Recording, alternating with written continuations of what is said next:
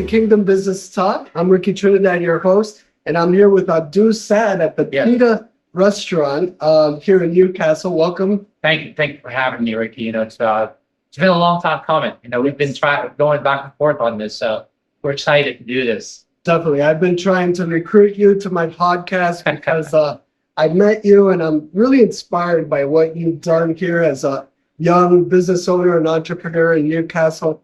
Today's episode is about faith, resilience, character, and perseverance. And I'm actually going to start with perseverance. There's a reason why I've been wanting to meet with you. I'm really excited about you being on this podcast because to me, you represent the entrepreneur, the young entrepreneur that's inspired, that's worked hard, that basically that Newcastle needs for our community to grow.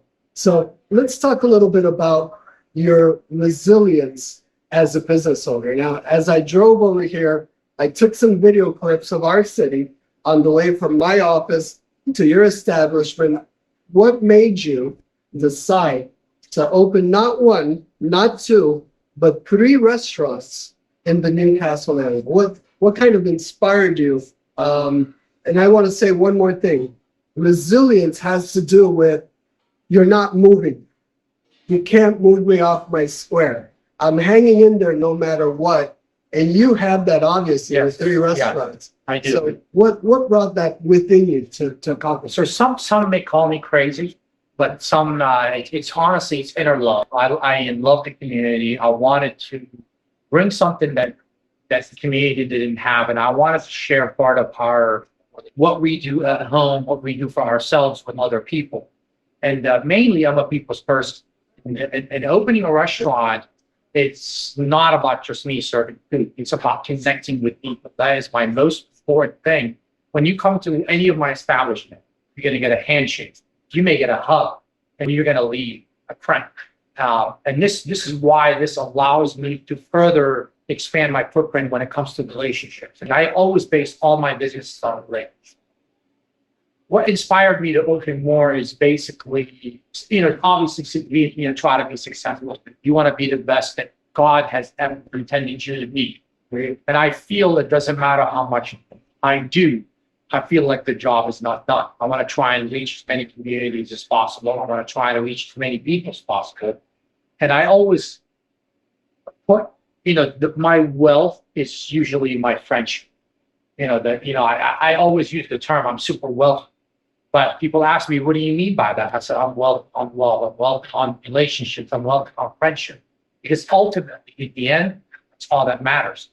The building's just a structure, it can be gone. People will be there day after day. So you try to connect with people as much as you can. So you've, and I appreciate that.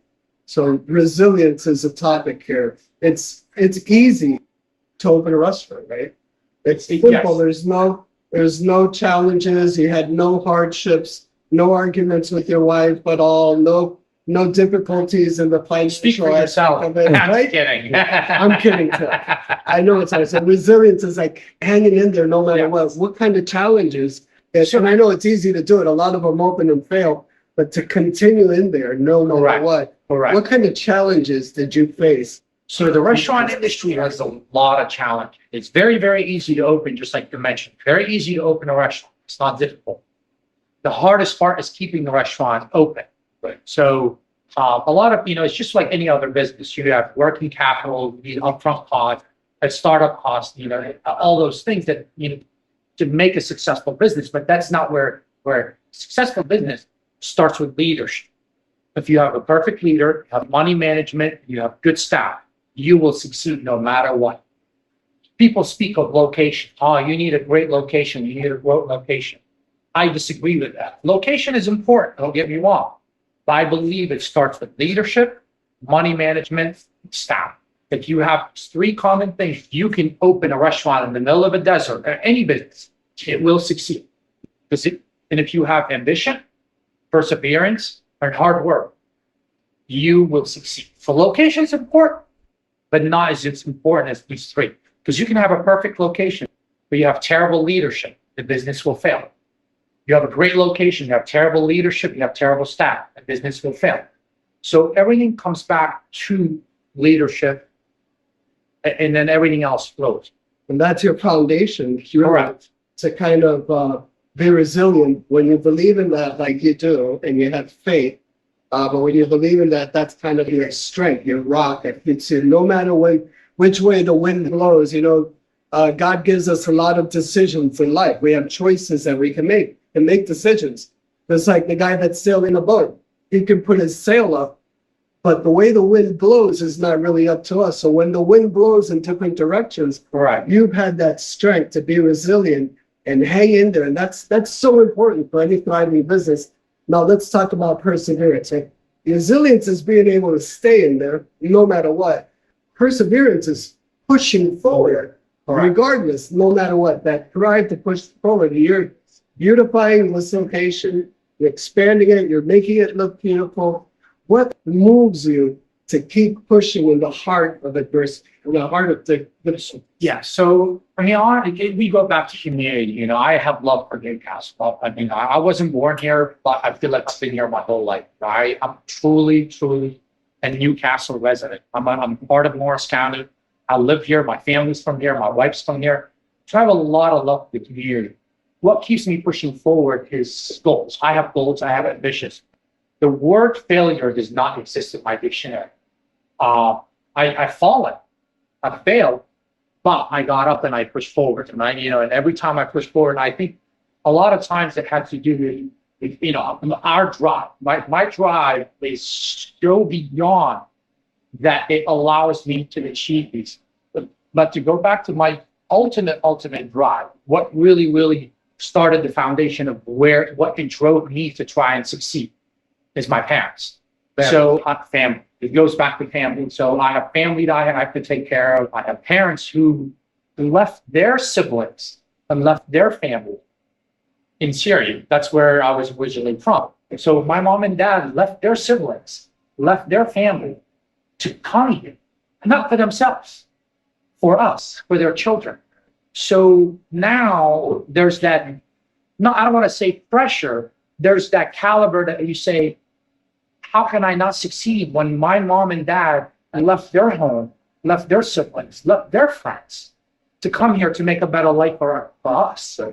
So I'm determined to make sure that my parents' wishes do not go to failures. So therefore, success must happen. And that's what pushes me forward every single day, is the sacrifices that my parents made. That's one of the strong motivators that I've found in life is family. Yeah. Like when you have that as a motivator, nothing can move you, and you just keep pushing forward, no matter how things go. And when you face those challenges, as I'm sure you have and I have, when you think of your parents the way you do, that they came from another country. My parents came from Dominican Republic. I was born in New York, but my parents left their country, my mother and father. And really for us to give us a better future. And actually, unless you're Native American, your parents did too, or your grandparents or your great grandparents. That's the strength of our country. That's why I don't understand racism, because yes, there's a majority of a certain race and a minority. But the truth is, what makes United States #1 is that there's such a blend, yet we stick together, we make it work, and we all understand that we're here to make this grow. Correct. People that had an understanding like you do. So that's an incredible force to move you forward, as well as your faith, and we'll talk about that in a second. But despite all, so some people have that determination to stay no matter what, and that motivation, that's the resilience. Then that motivation to push forward because of their family, their belief system, those anchors that they have in life. But yet, when hard time comes, a lot of people turn to depression, drugs, alcohol. Why me? Why is this happening to? I'm working hard. I'm working with all my passion. I'm doing the right thing. Yet, let's say, for example, a relative passed away, or this other hardship, or financial hardships, and they turn, some people even commit suicide because of this. All right. I would actually say that the majority of people, when faced with hardship, they find, at minimum, they find another avenue, and they don't stay in there. But your character, that's the next thing I want to talk to you about, is resilience, perseverance. Now your character, for some reason, you didn't go in those other directions. In the way of addiction, whether it's gambling addiction, alcoholism, drugs, depression, whatever it is, you have been able to maintain your sanity. Correct. And I know that you have a growing family, and congratulations. Thank you. I know you guys have a baby on the way, Yes, yeah. you and Elise. So tell me about that, about your character changes and refinement during the process of owning a business in Newcastle. Yes, I mean, it's very, very challenging, to be honest with you, Rick. Every day is a challenge. Every day you've got to work on yourself and try to work on other people. But ultimately, I don't seek those, those things that you mentioned, because it does not take away my problem. So I may feel better for the moment, if I drink alcohol or I take drugs or whatever it is, I pass out for an hour or two or a day or two. But then when I wake up, my problems are still there. So now, not that I take drugs and I passed out for 2 days, now I have two problems.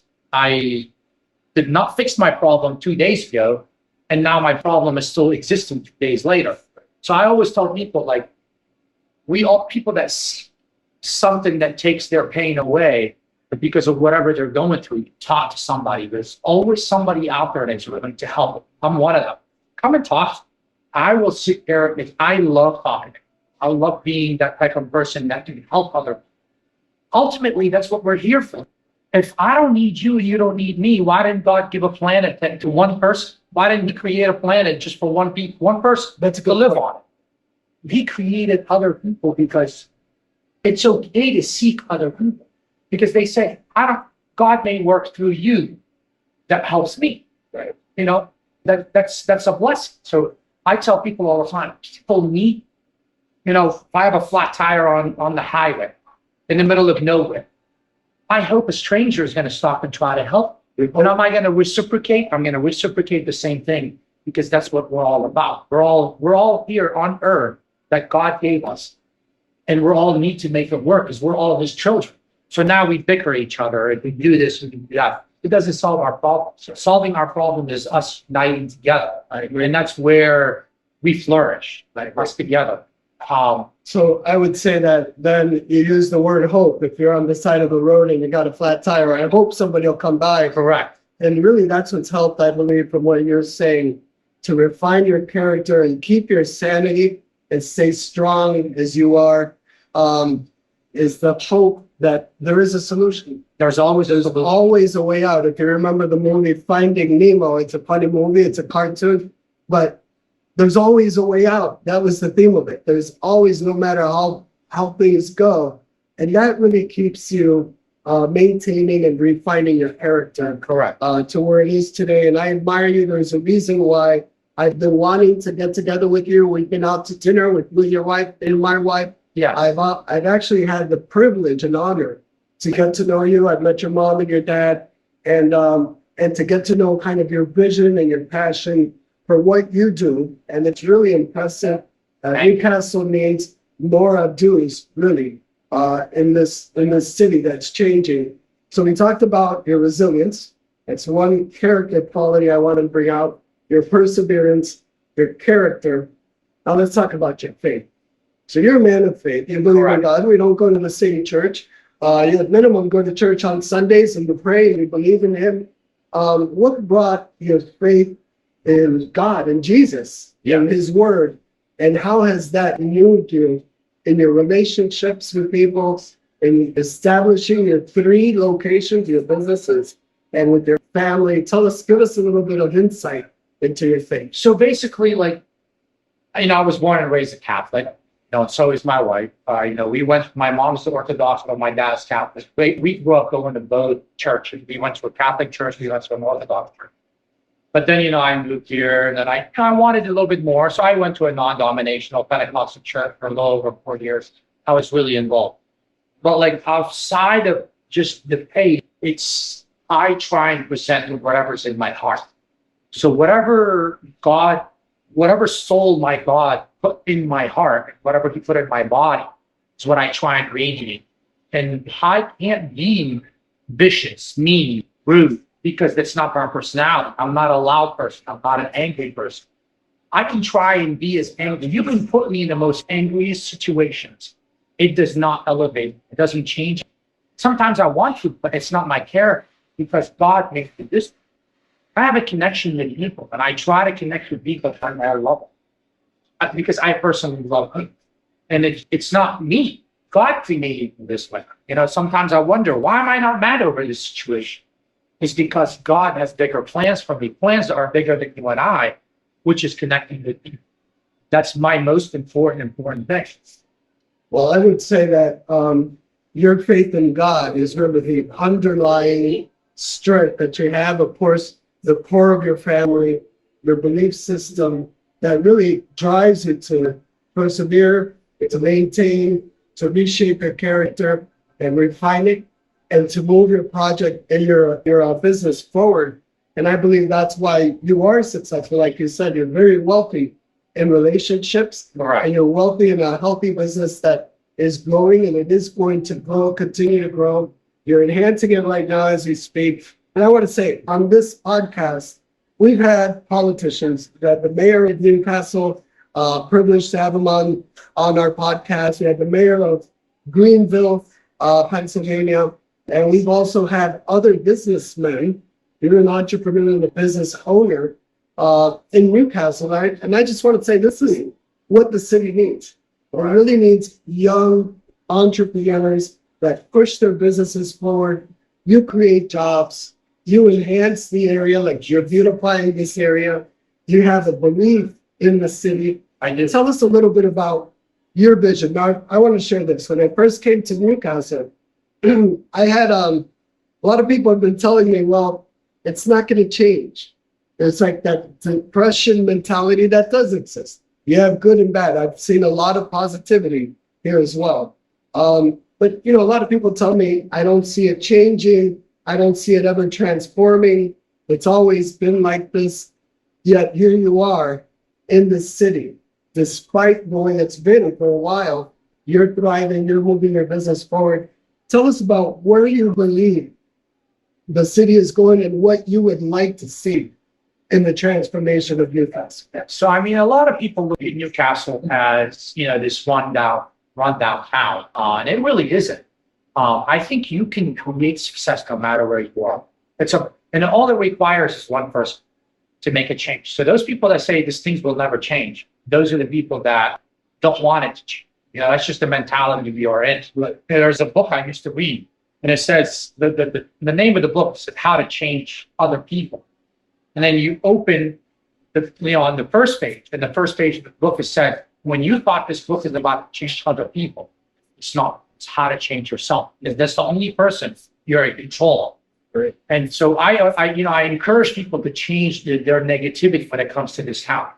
And there's beauty here. There's beauty in the community. This is one of despite the economy of it, when one person goes down, whether they're sick or they're monetary or they do fundraisers, the town shows up. There's not a single person that does not show up when there's one of their community people is in need. That's what makes this community very different than others. There's vision here, yes, because we're at the bottom of the working grass. We're working from the bottom up, so now we can build it how we want, do it how we want. But all it requires one person. Like with your vision, you're new to this town, and we appreciate you coming here to invest. You see beauty when someone sees other. You know what I mean? So you're at the building grounds of that. And then all it requires is one person. So you're setting the tone for that as well. You're coming here, you're taking the time, came from big cities, and you took a small town like Newcastle. You saw that when its own residents did it. You know what I mean? We're going to get backlash. That's just the way people are. It's just the way they are. People don't like change. People don't like, I don't want to see traffic here. I don't want to see, but just like any other major cities were the same. Pittsburgh was the same way. Pittsburgh was a Rust Belt town, right, that lost a lot of its residents, lost a lot of its economy when metal moved, when that big metal moved to China. But look at where Pittsburgh is now.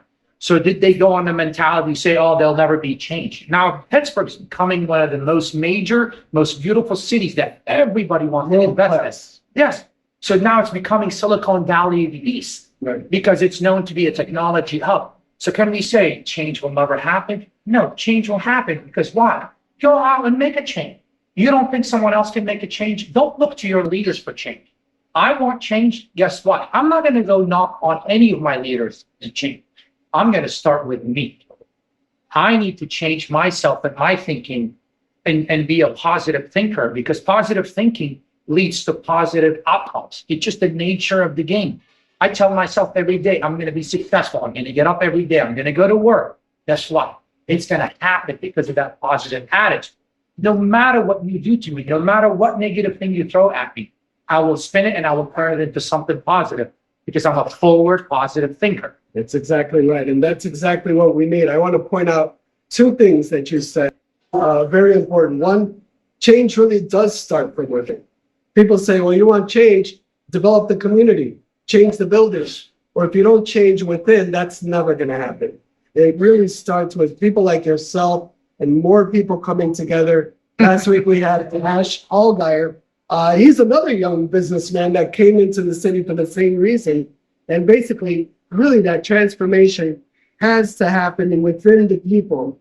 This mentality of Newcastle will never change, that's how it's always been, that's the past. Cut that out. If you're listening to this, remove that and move towards the positivity of the city, the transformation that is happening. The second thing that you mentioned that I want to talk about is that Pittsburgh, before it became what it is today and what it's becoming, it was a blighted city. Correct. And I would venture to say every city that's beautiful in the United States, that's thriving, that's growing, was nothing before it became assumption. And people with vision and hardworking business people that are positive, that have a belief system and character like you do, that have resilience and have perseverance, those are the people that came together and made the change, just like we're doing right now in Newcastle. Exactly. That's what we're doing. That's what's about to happen.